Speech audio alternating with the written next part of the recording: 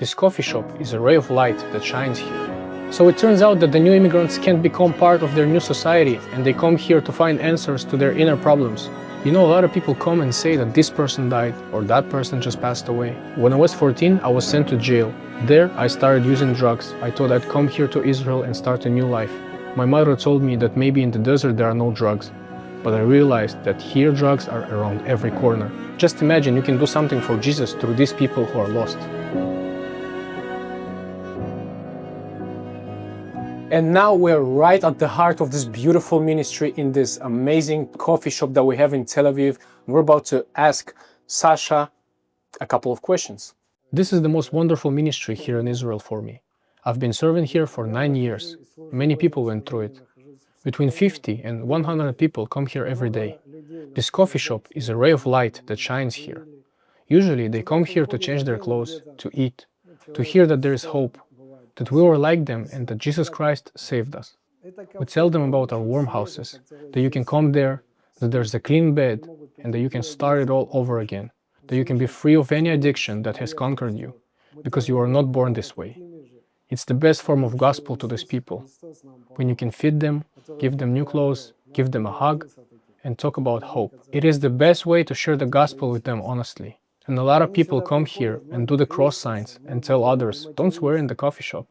You know, sometimes I'm surprised with their attitude and how they come to me as they come to a father or a close friend. And when such things happen, sometimes I cry. Thank God for living Israel and that we have such a unique place as our coffee shop. Sasha, please tell us your life story. I've had a turbulent life. When I was 14, I was sent to jail. There, I started using drugs. Then I was released. Got married, then went to prison again. My wife left me. I was already a drug addict. And when I got out, I thought I'd come here to Israel and start a new life. But it turns out there's even more drugs here. My mother told me that maybe in the desert there are no drugs. But I realized that here drugs are around every corner. I was 26 years old. Here I was using drugs, stealing, then I went to jail as well. And after I was released, I continued stealing and using again.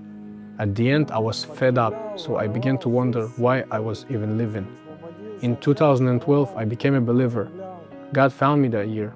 I was brought to the buffer zone in the monastery, and that's how my journey as a believer began. Why did you agree to come? Look, I didn't agree at all. I said just take me. I was almost dead, all rotten, one tooth left, even though I had golden teeth. Well, I was already living in hell. I said, God help me or take me away. And God came into my life through the man who took me to the buffer zone. After that, he himself left and died, but I stayed. Do you know the most important thing that God did to me? My legs couldn't walk. Well, he didn't do it, but he allowed it. Mentally, I wanted to leave, but physically, I couldn't. That's when I realized how wonderful God is. I realized he's a comedian. That's when my life of faith began. You know, when God touched me during the night, I realized that there's no better joy than what God has for us. You can't buy this feeling of joy with money or even find it. Here they buy some substitute, but the joy God has is eternal. You don't have to buy. You can enjoy what God has for you. You know, a lot of people come and say that this person died or that person just passed away. And you get so upset. It hurts to lose them because the devil steals very young people. There are many young addicts and nobody needs them. Sometimes we had situations when even those who sell drugs here called us and asked to take a certain person away because otherwise this person would get killed. There were many manifestations of God, healings. We prayed and here we healed legs and other parts of the body. All kinds of people come here. Drug addicts, prostitutes, all kinds of people. They come not only to eat, but they feel that they can speak and be understood and listened to. It's very important to have a place like this, and that it's open during the evenings, sometimes even on the Shabbat. I live by it. Please tell us more about the neighborhood itself and where do the drug addicts and homeless people come from? How they end up on the street? Tell me about the process. People come here because it's the most accessible place for drugs in Israel. You can deal and use drugs. Also the brothels are open. It's Sodom and Gomorrah. People can come to this neighborhood and officials won't persecute them here. Once they leave, they are forced to come back, because here they are supervised. But these people are deeply unhappy people, who have been abandoned by their parents, who have been lost in this world. And addictions start Because many of former Soviet Union immigrants from Russia, Ukraine, come here and they don't find themselves in this society. They don't know the language, they don't know the laws, they don't know anything. So they give up and come here, and here it's a matter of time. The sin just swallows them.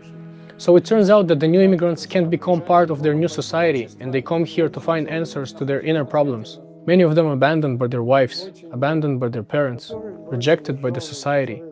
They are wounded people that no one wants to deal with, and it's extremely hard to get them out of here. Only God can do that. Why did you even want to serve here? Look, I lost in that life, and I had nowhere to go back.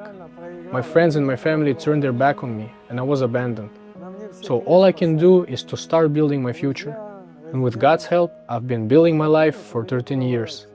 God gave me a wife, a driver's license, a car, a house, a ministry, a lot of things I didn't even expect. It's supernatural, a lot of friends, a new marriage, a big family. Can you tell us how you met your wife? Sveta was living here on the street, right in this neighborhood, in a pit. She was using for 15 years. Her children were taken away from her. It was a very difficult situation. She had lost all hope in life and trust in people. But thank God, God revived her and gave her to me, a person according to my heart. So she lives here in this neighborhood too, and she came to God through our coffee shop? That's cool. Thank God, He even gave me a wife from here. You see, God is great. When she comes here, the girls say, "Wow, Sveta, you're so alive." And she tells them that another life exists. And what's the strategy, for example? A person just walks in and you want to draw their attention to show them hope, show them God's light. How do you do that in practice? Jesus ate with all the sinners and tax collectors, and then He started to talk to them. So you know, here when they come to eat, they already trust you. They know that you're not evil, they know you. So they open their hearts and souls to you. You saw this guy who approached me and told me about his stolen bag. Another one can come and share that he was beaten. Many of them just want to talk to somebody. It's easier when you feed a person to tell them about Jesus, because at that moment a person has an open soul to accept Christ. So you tell him again and again, and maybe the first time he won't hear you. But on the 100th try, it may work. But still, it is a seed, eventually it will sprout. Because a person is taken from the earth, as in Hebrew, Adam, man, Adama, land. And the land requires labor. So it's necessary to take a plow and to work on that land, to nourish, to sow, and then the seed will grow. But it will grow when God is willing, not man. So He does it when He sees that it's time for that seed to rise. What's your personal dream for these people, for this coffee shop, or maybe even for this neighborhood as a minister? My dream is that all of them come to us, to give them the best, better stuff, better food. And for that we need people and finances, nothing else. To make this ministry flourish, to have finances for the rent, because we rent, so it's important. It's necessary support for this ministry, because we need finances to buy food, things, necessities, because these people have nothing but rags. You know how in Matthew 25 it says, "I was hungry and you gave me food, I was thirsty and you gave me drink, I was naked and you clothed me." They asked him, "When did we do that?" When you did it to one of the least of this. Just imagine you can do something for Jesus through these people who are lost. Because I received freely, I will give freely. It's an important subject because that's what Jesus said. And what did we receive for free?